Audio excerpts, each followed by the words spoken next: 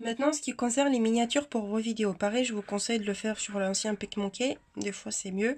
Il y a des outils qui sont un peu plus cool dans la nouvelle version, mais sur l'ancienne, c'est un peu plus simple. Après, vous pourrez y arriver aussi sur la nouvelle.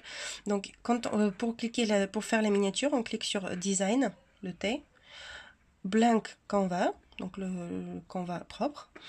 Et ici, donc nous allons descendre. Là, il vous propose des différents formats. Hop, nous descendons. Donc on a YouTube, YouTube Cover, et là, YouTube Thumbnail. Hop, voici comment ça s'écrit. Donc vous cliquez dessus. Et là, vous avez l'image de la taille parfaite pour votre miniature.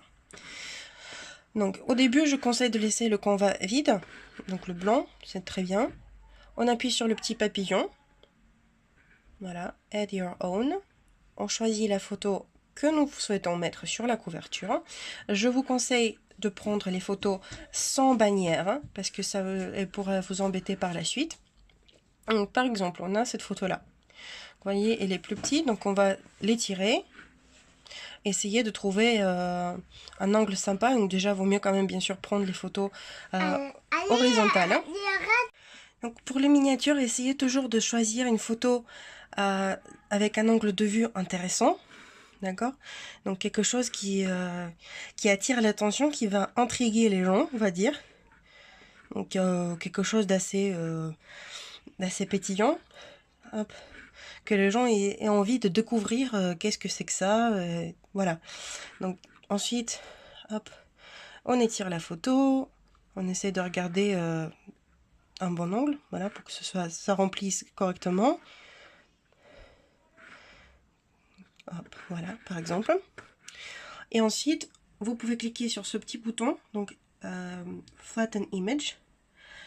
Et par-dessus, maintenant, vous pourrez maintenant travailler et rajouter des choses par-dessus. Donc, par exemple, je peux faire ma retouche avec le highlights, etc. Vous voyez?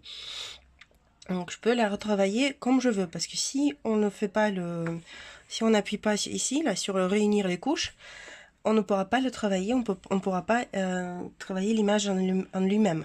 D'accord? Donc ensuite, par exemple, voilà, on va dire que c'est fait. Pareil pour les bannières, donc je préfère tout simple. Hein, vous cliquez sur le petit papillon géométrique. Là, vous pouvez prendre le rond. Généralement, on fait toutes les miniatures dans ce style-là. C'est un peu, ça réunit un petit peu, on va dire, toute la chaîne. Tac. Donc vous choisissez la taille que vous voulez. Vous choisissez la couleur. Pareil, vous pouvez utiliser la pipette, par exemple, si vous voulez une couleur, reprendre une des couleurs sur votre création, ou tout simplement le mettre en blanc. Voilà. Ce qui est bien aussi, voilà, pour ne pas cacher l'image complètement, pour pouvoir faire juste une tache blanche, vous pouvez utiliser le fade. Donc il va le faire plus ou moins transparent. Vous voyez, donc ça laisse transparaître l'image par en dessous, mais ça définit quand même la zone où vous allez ajouter le texte. Pour ajouter le texte, donc on clique sur le petit T. Tac.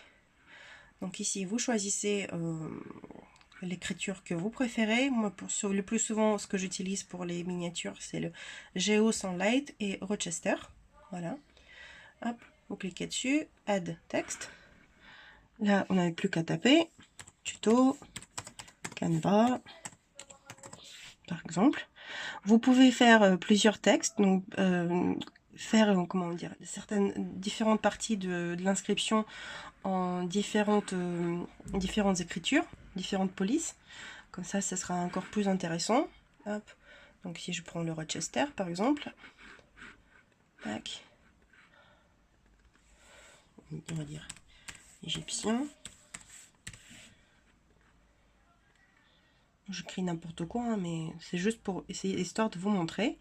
Donc le titre sera un peu plus gros.